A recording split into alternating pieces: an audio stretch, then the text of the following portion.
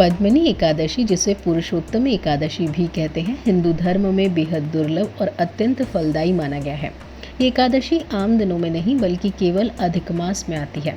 साल 2026 में अधिक मास पड़ने के कारण इस व्रत का महत्व और भी बढ़ गया है।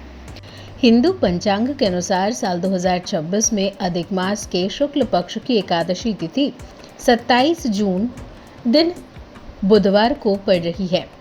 वहीं एकादशी तिथि का प्रारंभ 26 जून 2026 को सुबह 7:40 से शुरू हो जाएगी, तो एकादशी तिथि की समाप्ति 27 मई 2026 दिन बुधवार को सुबह 7:50 तक रहेगी। उदया तिथि के आधार पर एकादशी का व्रत 27 मई को ही रखा जाएगा। वहीं 28 मई को व्रत का पारण होगा। वहीं पौराणिक मान्यताओं के मुताबिक पद्मिनी एकादशी का पूर्ण फल प्राप्त करने के लिए निर्जला व्रत रखने का विधान है।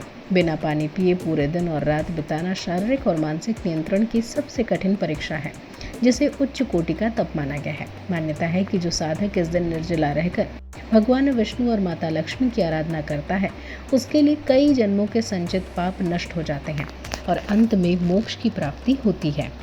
आइए इस वीडियो में जानते हैं पद्मिनी एकादशी व्रत विधि क्या होगी। 26 जून 2006 की सूर्यास्त के बाद से भोजन ना करें। इस दिन कांसे के बर्तन में भोजन, मांस, लहसुन, प्याज, मसूर की दाल और चने का त्याग करें।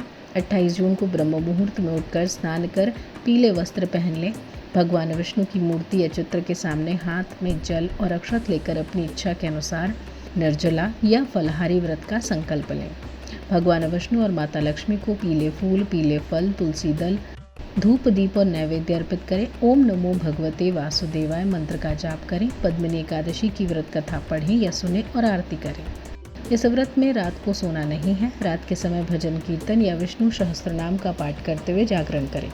29 जून की सुबह स्नान के बाद ब्राह्मणों और ज़रूरतमंदों को दान दक्षिणा दें और शुभ मुहूर्त में भोजन करके व्रत खोलें। यदि आप स्वास्थ्य कारणों से पूर्ण रूप से निर्जला व्रत नहीं कर पा रहे, तो आप इन चीज़ों का सेवन फलाहार व्रत के दौरान कर सकते हैं, जिसमें ताज़े फल, सेब, केला, आम, अंगूर, अनार, पपीता, सूखे मेवे, डेयरी उत्पाद, सब्जियां, व्रत का अनाज, सेंधा नमक, चाय, कॉफ़ी, शरबत। लेकिन इसी के साथ कुछ चीज़ें नहीं भी खा सकते, जिसमें अन्न और अनाज, दालें, मसाले, तामसिक भोजन, सब्जियां। एकादशी के दिन भगवान विष्णु को तुलसी ज़रूर चढ़ाएं, लेकिन ध्यान रखें एकादशी के दिन तुलसी के पत्ते नहीं तोड़ने, इन्हें एक दिन पहले ही तोड़ कर रख लें। ध्यान रहे, शास्त्रों में निर्जला व्रत को सर्वश्रेष्ठ व्रत माना गया है, लेकिन ये नियम केवल पूर्णतः स्वस्थ व्यक्तियों पर ही लागू होता है। फिलहाल इस वीडियो में इतना ही। वीडियो को लाइक और शेयर करें, साथ ही चैनल को सब्सक्राइब करना ना भूलें।